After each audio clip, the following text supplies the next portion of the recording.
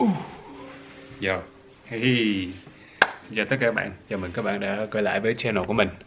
Thì hôm nay mình có một cái setup mới như các bạn thấy đây. Mình đã dọn từ trên nhà mình xuống cái basement ở dưới nhà mình. Các bạn thấy sao? Cái setup đẹp không? Thì cái này nếu mà các bạn nào mà có đã coi cái channel Pokemon của mình á, thì mình đã mở tất cả những cái bài mình ở trên cái bàn này. Thì bạn nào chưa coi channel Pokemon của mình, bạn nào chưa subscribe, chưa đăng ký kênh, Viên sẽ để cái link của cái channel đó ở dưới. Thì mong các bạn ủng hộ coi. Nói chung là cái content Pokemon nó cũng rất là hay, coi có nhiều người nói coi hay với lại hồi hộp.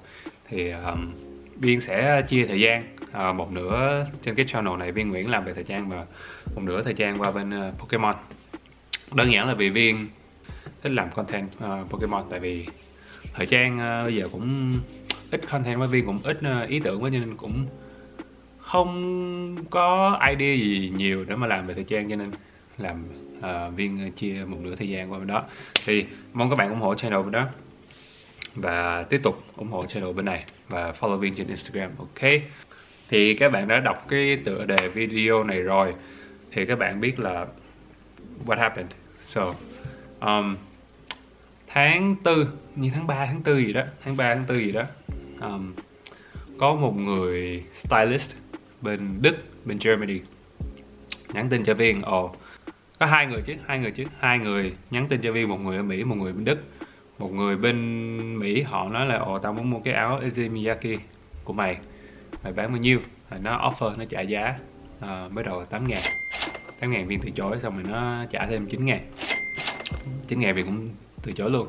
Thật ra đó là Viên, nếu mà bán được giá thì Viên sẽ lấy cái tiền đó Viên mua một cái Raf Simons bomber jacket, cái Raf Simons consumed bomber từ xuân hè 2003, như Viên sẽ để hình ở đây, cái mà Drake với lại G-Dragon đã mặc. Mà nhớ năm ngoái có một cái màu trắng nó bán trên Yahoo Nhật Bản, Yahoo Japan, cũng 8.000 mấy, cho nên mà lúc đó không có tiền, mà nó đã bán rồi, cho nên Viên cũng đã mất cơ hội. Vòng lại mấy tháng trước thì Viên có nói với hai người đó, một người bên Đức với người bên Mỹ, nói là nếu mà tao chỉ bán, nếu mà thứ nhất là mày kiếm cho tao một cái bomber đó thôi. Thì người ta nói ok thì thôi, có gì trả lời sau. Đó, xong rồi 1-2 tuần nữa cái ông bên Đức, một cái stylist bên Đức nhắn tin lại lần nữa, 10.000 mày lấy không? Viên từ chối. Xong rồi stylist này á, các bạn phải biết là cái stylist này họ không mua cho họ bản thân họ, mà họ mua cho client, cho client của họ. Thì ông client này thì cũng là một người nổi tiếng bên Đức, một rapper.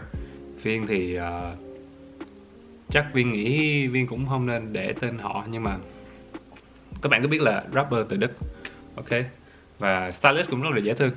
Stylist cũng người Đức luôn, cũng chơi đồ archive này nọ.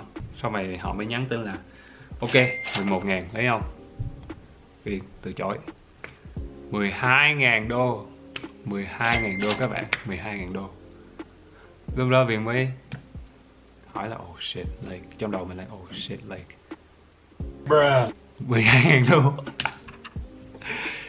Mà các bạn phải biết á, là những cái áo bomber này có vài cái ở trên Grail nó giao bán 10.000 đô rồi, mà nó cũng không bán được.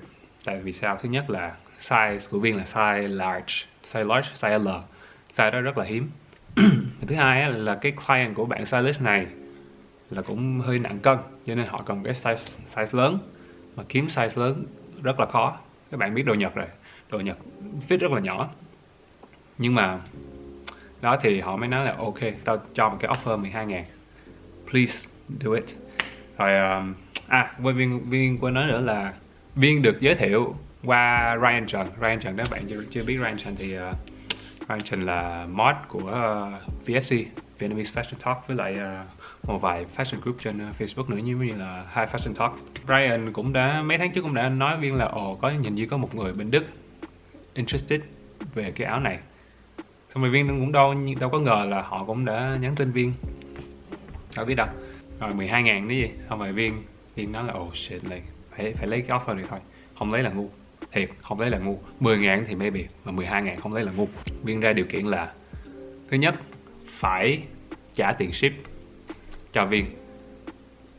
Viên vô tay Viên phải lấy được 12.000. Xong, họ nói ok, không vấn đề. Thứ hai là phải qua dịch vụ middleman, tức là có một người trung gian đó. Và middleman đó sẽ là Ryan Trần. Thì Ryan cũng đồng ý, Ryan rất là nice các bạn. So Ryan, if you're watching this, much appreciated. Ryan đã làm middle viên, làm middleman cho cái deal này, không lấy phí luôn. He's just too nice, man. You're too nice, man. Like Ryan, Viên đã nói là Ryan chạc phí đi, like bro, like stop wasting your time, you know, like your time is money. Nhưng mà Ryan nói không sao, tao làm because he wanted to help out. So I was like, cool. I'm not paying for it, so. Thì Ryan không lấy phí, Ryan rất là tốt bụng. Thank you Ryan. Đó, thì họ xong rồi đồng ý với giá rồi, nhưng mà họ lại giờ chứng họ nói là cho tao số đo đi. Ok, Viên gửi số đo. Người ta nói là ok, để đo với client của họ. Họ cũng nói thẳng là maybe nó chắc không biết nó vừa không. Thì họ cũng xin lỗi, nhưng mà họ đã đặt thêm một cái điều khác, đó là ok, bây giờ mày cho tao mượn đi, mày cho tao thuê đi, mày cho tao thuê 1.000 đô. Không biết để làm, chắc làm music video, làm photoshoot gì đó Viên không biết, nhưng mà cho thuê 1.000 đô. Nhưng nếu mà client của ông đó, nếu một người rapper đó thích, sẽ lấy luôn. Ok, Viên nói what the fuck not. Tại cái viên áo này Viên để không, Viên để trong tủ nó cũng không được cái gì, cho nên Viên tại sao không cho thuê, với lại làm Ryan middleman. Thì ra điều kiện là Ryan giữ tiền cọc 12.000 đô. Viên gửi cái áo qua cho Ryan, rồi Ryan từ bên Ryan gửi qua bên Đức. Thì Ryan cũng ở Mỹ, thì Viên gửi trong nước cũng không có đắt tiền mấy, cũng như 60 mấy 70 đô gì đó, gửi ship nhanh mà bảo đảm mà mua bảo hiểm luôn á.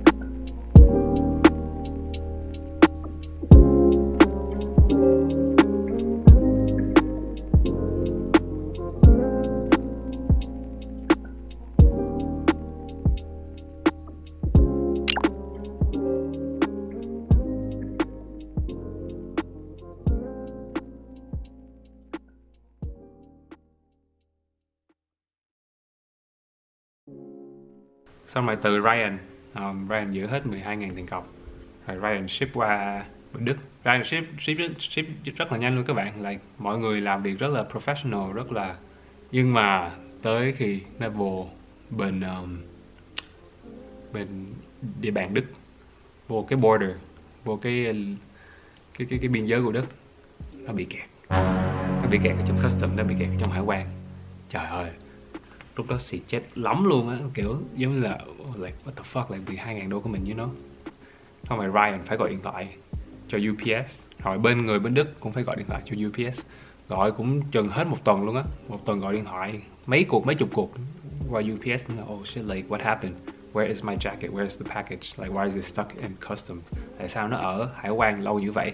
Mà các bạn biết là bên Đức, người bên Đức họ đã trả cho UPS Express, tiền gửi là mấy trăm đô đó các bạn, để mà qua bên đó 2 tới 3 ngày, mà cuối cùng nó cũng bị kẹt ở trong custom, trong hải quan chứ hết 2 tuần rưỡi 3 tuần.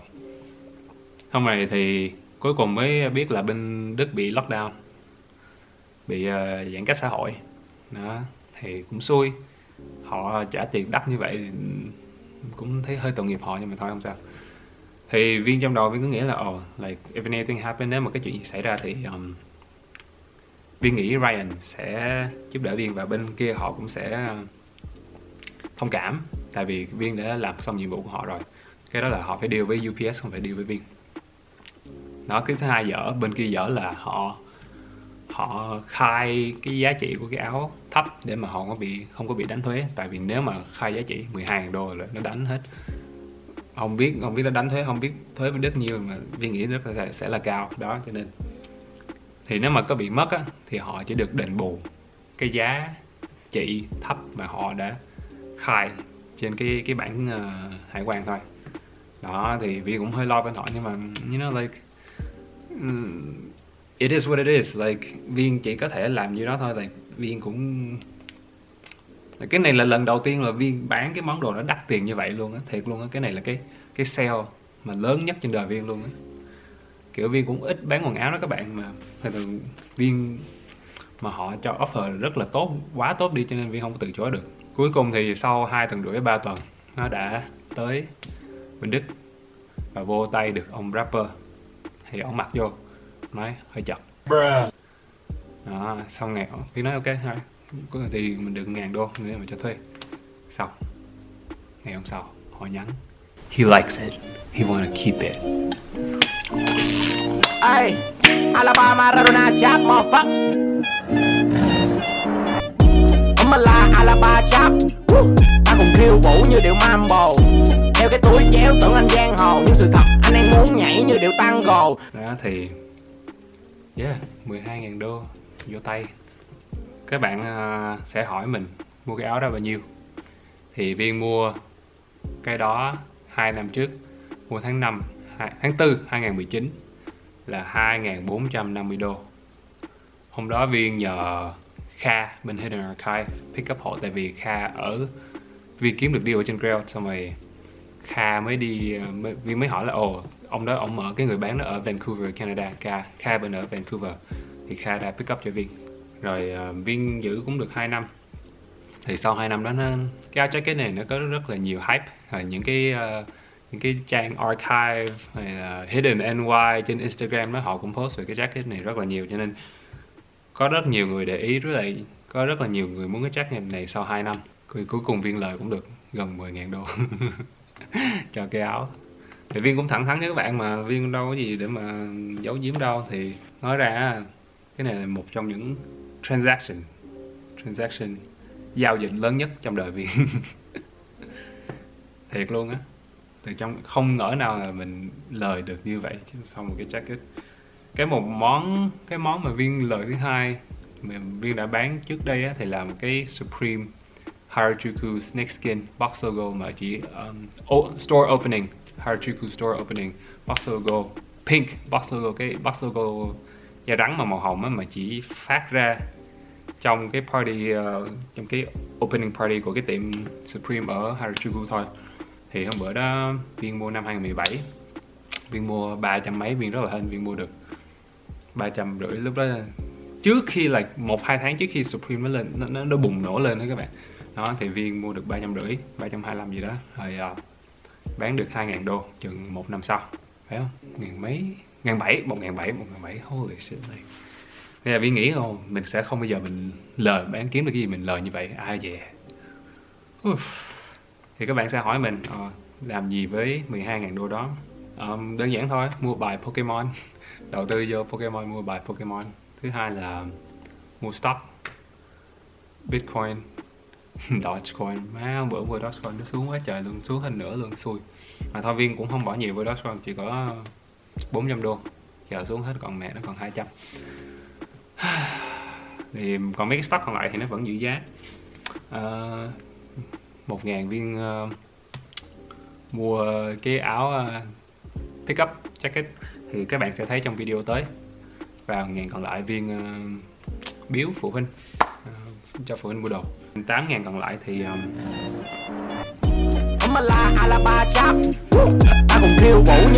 mua thêm cái nữa.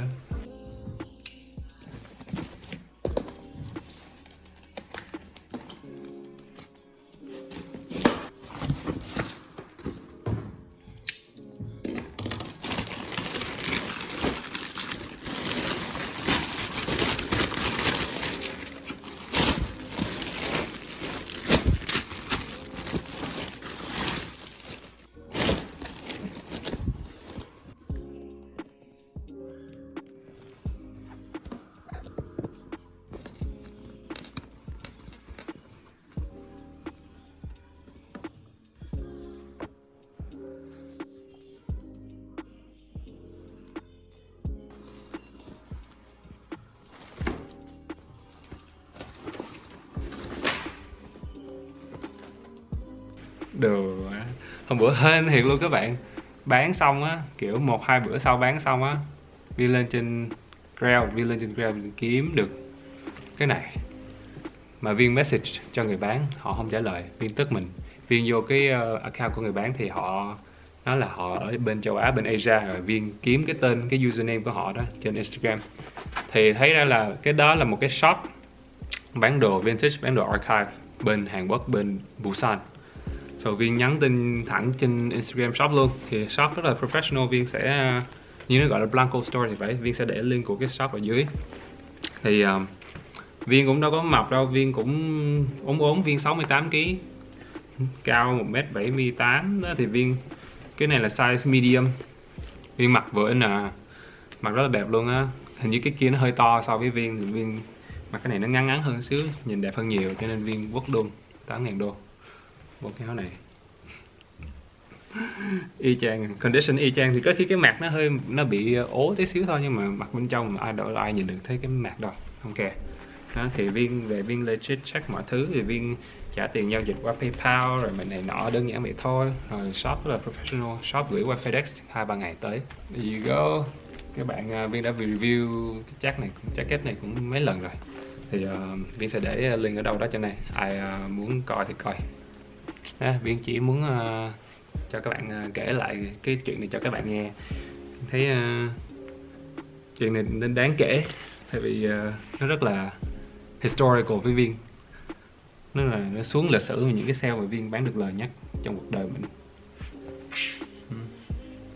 Hơi bị dơ một tí, nhưng mà chà cái vải này á rất là sướng, tại vì mình lấy nước chà tới rồi ra. Đó. But yeah, that's it, that's all I got for today. Tuần sau Viên sẽ làm một cái video pick up cho những cái món đồ thời trang Viên đã mua trong một tháng nay. So make sure you like, comment, subscribe, follow me on Instagram. Các bạn make sure các bạn subscribe vô channel Pokemon của Viên sẽ để link ở dưới, gọi là Pull Out Game. And then yeah, that's it. I'll see you guys next time. Peace.